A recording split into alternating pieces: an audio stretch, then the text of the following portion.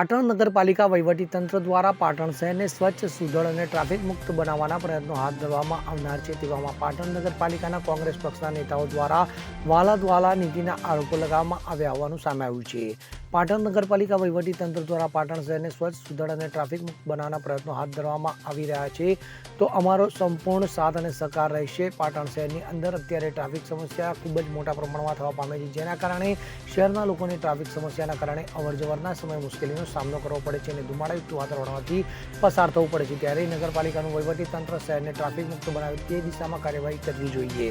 પાટણ પાલિકા તંત્ર દ્વારા તારીખ 10/1/2025ના રોજ 9 કલાકથી પાટણ શહેરની અંદર મેન બજારમાં ટ્રાફિક ના રહે અને સ્વચ્છતા જળવાય તે માટે પાટણ નગરપાલિકાના વહીવટીતંત્ર પ્રમુખ, સ્વચ્છતાના ચેરમેન અને વહીવટીતંત્ર દ્વારા ડ્રાઈવ યોજવામાં આવી હતી. તો આ દરમિયાન પાટણ શહેરની અંદર દોશીવાડ બજારમાં આવેલા સુખડિયા ફરસાણની દુકાનોની બહારના ઓટલા પર મૂકેલા સામાનના કારણે વહીવટી ચાર્જ તારીખ 6/1/2025 અને 10/1/2025ના રોજ આપવામાં આવેલ, જ્યારે તેની બાજુમાં જ ઊભી રહેતી બ્રહ્માણી નાસ્તા હાઉસ અને બ્રહ્માણી ચોળાફળી જે બંને લારીઓને કોઈ પણ જાતનો વહીવટી ચાર્જ આપવામાં આવ્યો નથી.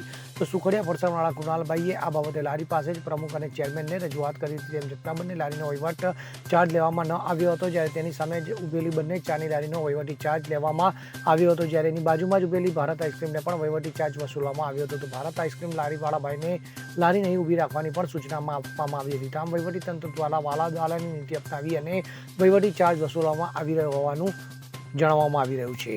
ત્યારે પાટણ શહેર કોંગ્રેસ પ્રમુખ વતી પાટણ શહેરને સ્વચ્છ અને ટ્રાફિક મુક્ત બનાવવા પાટણ નગરપાલિકા વહીવટીતંત્ર દ્વારા ટ્રાફિકને અડચણરૂપ અને ગંદકી કરતા તમામ એકમોને એક સમાન વહીવટી ચાર્જ લઈ શહેરને સ્વચ્છ અને ટ્રાફિક મુક્ત બનાવવાના પ્રયત્નો હાથ ધરવા જોઈએ. તો પાટણના પ્રજાજનો અને વેપારીઓ પાટણ નગરપાલિકા વહીવટીતંત્રને સાથ અને સહકાર આપશે.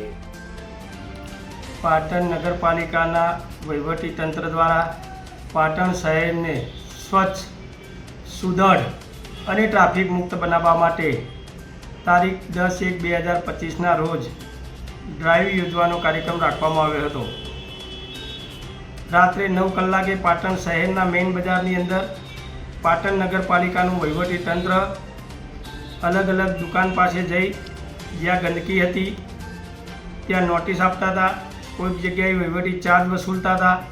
આવી જ રીતે કામગીરી કરતાં આગળ વધી રહ્યા હતા. ત્યારે દોશીવટ બજારના નાકે સુખડિયા ફરસાણ દુકાન પાસે આવી અને એમનું ટેબલ બહાર હોવાના કારણે એમને વહીવટી ચાર્જ આપવામાં આવ્યો હતો, જ્યારે એની બગલમાં જ ઉભેલી બંને લારીઓ બ્રહ્માણી નાસ્તા હાઉસ અને બ્રહ્માણી ચોળાફળી આ બંને લારીઓને કોઈપણ જાતનો વહીવટી ચાર્જ વસૂલવામાં ન આવ્યો હતો. ત્યારે સુખડિયા ફરસાણના માલિક કૃણાલભાઈ દ્વારા તેઓ આવી અને પ્રમુખશ્રી અને ચેરમેનશ્રીને રજૂઆત કરવામાં આવી કે મને જો દંડ આપતા હોય તો આ બંને લારીઓને રસ્તા ઉપર ઊભી છે તો કેમ નહીં, એવી રજૂઆત પણ કરવામાં આવી. તેમ છતાં કોઈપણ જાતનો દંડ આપવામાં આવ્યો ન હતો. જ્યારે એને સામેની બાજુના ભાગમાં બંને ચાની લારીવાળાને સ્વચ્છતા બાબતે વહીવટી ચાર્જ આપવામાં આવ્યો હતો, જ્યારે એની બગલમાં ઊભેલી ભારત આઈસ્ક્રીમ લારીને કાલે એમને પણ 200 રૂપિયાનો વહીવટી ચાર્જ આપી અને કાલે અહીંયા લારી નહીં ઊભી રાખવાની સૂચના આપવામાં આવી હતી.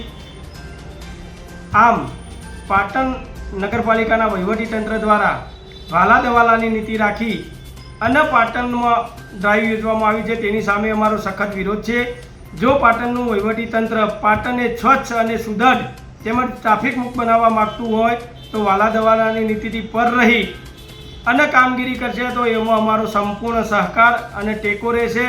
અમે પણ પાટણ સ્વચ્છ અને ટ્રાફિક મુક્ત બને એના હિમાયતી છીએ. પાટણ શહેરની પ્રજા ટ્રાફિકની સમસ્યાથી દિન પ્રતિદિન પોતાની અવરજવરમાં ખૂબ મોટી સમસ્યાઓમાંથી પસાર થઈ રહી છે અને ધુમાડા તેમજ પ્રદૂષણમાંથી પણ પસાર થવું પડે છે.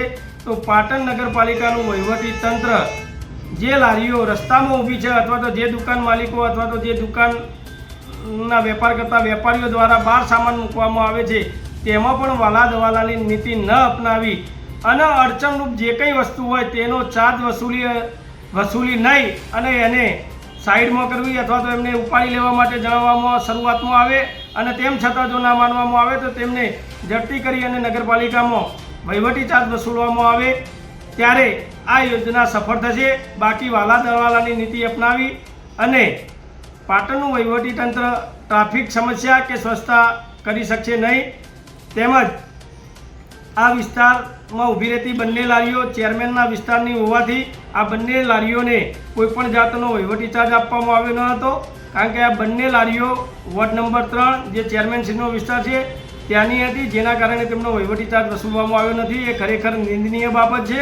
પાટણના બજારની અંદર તમામને એક સાથે રાખી અને પાટણ સ્વચ્છ, ટ્રાફિક મુક્ત અને સુદૃઢ બને તેવા પ્રયત્નો પાટણના નગરપાલિકાના વહીવટીતંત્રએ હાથ ધરવા જોઈએ તેવી પાટણ શહેર કોંગ્રેસ વતી અમારી માગણી છે. વસંત કડિયા સાથે CN24 ન્યૂઝ પાટણ. હવે જુઓ દેશ દુનિયાની તમામ ખબરો તમારી આંગળીના ટેરવે. ઉઠાવો મોબાઈલ અને Google Play Store પરથી ડાઉનલોડ કરો અમારી CN24 ન્યૂઝ મોબાઈલ એપ.